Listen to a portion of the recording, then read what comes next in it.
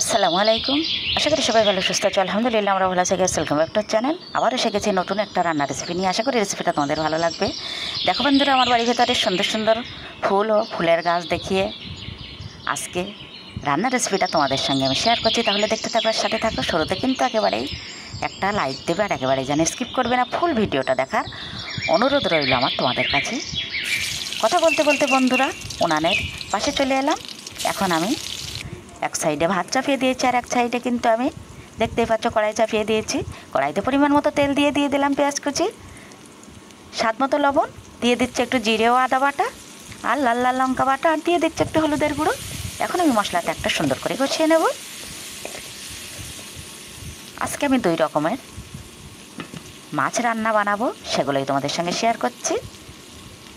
একেবারেই কম অল্প একটু ট্যাংরা, ডিম ট্যাংরা এখানে আমি ঝাল বানাবো।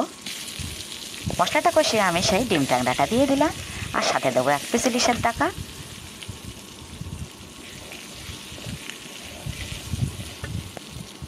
বর্ষার দিনে কিন্তু ইলিশ মাছ ভীষণই ভালো লাগে। এই সিজনটায় তো, বর্ষাটায় তো ইলিশের সিজন, 12 মাসই পাওয়া যায়, কিন্তু আকাশ ছোঁয়া দাও এখনও অনেকটাই দাম।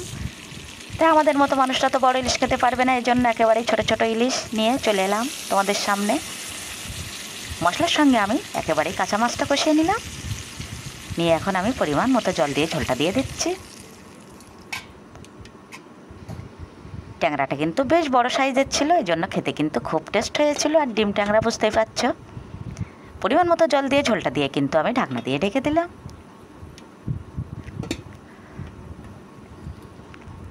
যেহেতু ইলিশে ভীষণই কাটা, এই জন্য এই মাছটাও নিয়ে আসা হলো।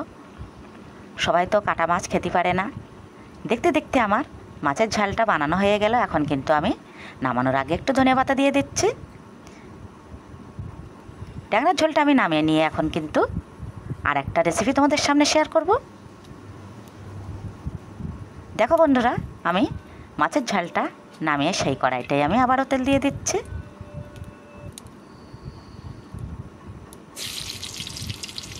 দিয়ে দিচ্ছি পরিমাণ মতো পেঁয়াজ। পেঁয়াজটা একটু ভাজা ভাজা করে আমি শিলপাটায় বাটা সেই মশলাটাই দিয়ে দেবো। জিরা, আদা ও লাল লাল পাকা লঙ্কা।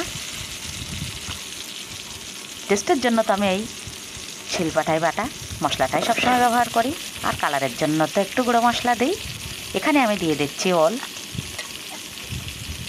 সমস্ত সবজির কিন্তু বন্ধুরা খুব খুব দাম বেড়ে গেছে। বৃষ্টির জন্য তো একেবারেই চাষি ভাইরা ফসল ফলাতে পারছে না। প্রতিবারই তো বর্ষার সিজনে সবজির দামটা বেশি থাকে, এবারে কিন্তু আরও বেশি। এবার তো বর্ষাটা খুব বেশি হয়েছে।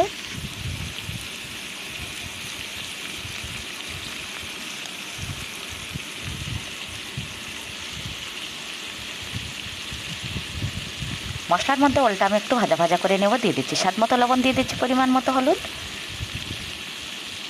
এখন আমি একটু সুন্দর করে কষাতে থাকবো। একটু লাল লাল কাশ্মীরি লঙ্কার গুঁড়োটাও দিয়ে দিলাম।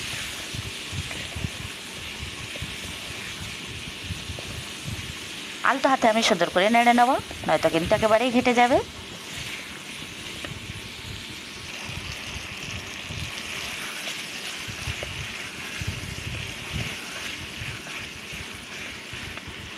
এবারে বর্ষায় কিন্তু মানুষের অনেক ক্ষয়ক্ষতি হয়ে গেছে। কোনো কোনো জেলাগুলো তো একেবারেই ডুবে গেছে।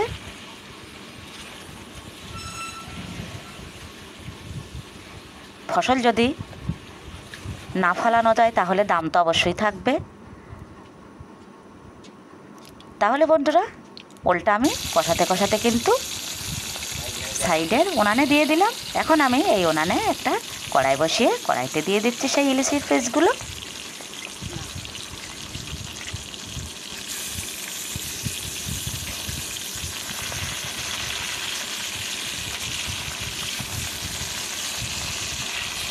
ইলিশ ভাপা, ইলিশ ভাজা, ইলিশ দিয়ে সবজি রান্না, সব কিছুই কিন্তু খুবই ভালো লাগে। কিন্তু যা দাম, আমাদের মতো মানুষের তো একেবারেই খাওয়া যায় না। এই ছোট ছোট ইলিশ খেতে হবে। আর এই রেসিপিগুলো তোমাদের সঙ্গে শেয়ার করব। প্রতিদিনই যেগুলো রান্না করি সেটাই তো তোমাদের সঙ্গে শেয়ার করি। দেখতে দেখতে কিন্তু আমার ইলিশগুলো ভাজা হয়ে গেছে আর ওলটাও আমার কষানো হয়ে গেছে। এখন আমি পরিমাণ মতো জল দিয়ে ঝোলটা দিয়ে দেবো।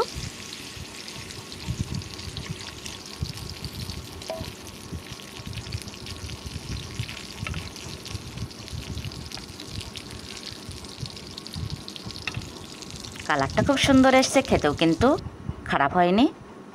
মাছটার একটু বেশি হলে বেশি ভালো লাগে। একেবারেই কম মাছ দিয়ে আমি 2 রকমের রান্নাটা বানিয়ে নিলাম।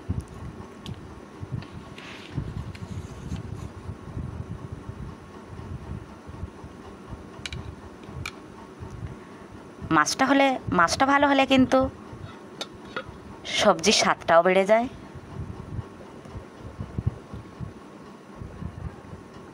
সব মাছগুলো দিয়ে কিন্তু আমি ঢাকনা দিয়ে ঢেকে দিলাম। একেবারেই আমার রান্না কিন্তু রেডি, ওল দিয়ে ইলিশের ঝোল। ঢাকনাটা খুলে একটু নাড়িয়ে নিচ্ছি। এভাবেই কিন্তু ভিডিওটা আমি শেষ করব। যদি কিছু ভালো লেগে থাকে চ্যানেলটি অবশ্যই সাবস্ক্রাইব করবে। আর যেসব বন্ধুরা আগে থেকে চ্যানেলটি সাবস্ক্রাইব করে রেখেছো তাদের কিন্তু সঙ্গে সঙ্গে ধন্যবাদ।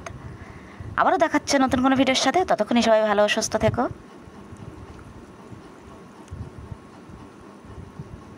হাজব্যান্ডের ভীষণই পছন্দের সবজি এটা। তাহলে চলো বন্ধুরা, একেবারেই রান্না রেডি। তাহলে গরমা গরম ভাত বেড়ে নিই।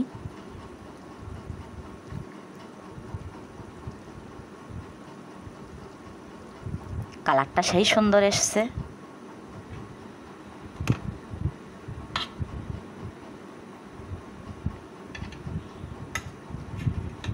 তাহলে বন্ধুরা, ভিডিওটা আমি আজকের মতো এখানেই শেষ করছি।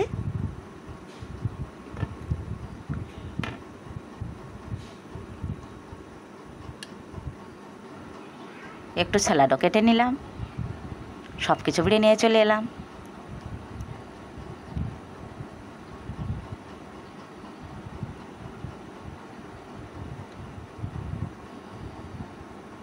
এখানে আর একটা ভাজাও ছিল, সেটা তো আর দেখানো হয়নি, চিকেন দিয়ে ভাজা। সবগুলো দেখাতে গেলে কিন্তু ভিডিওটা অনেকটাই বড় হয়ে যায়।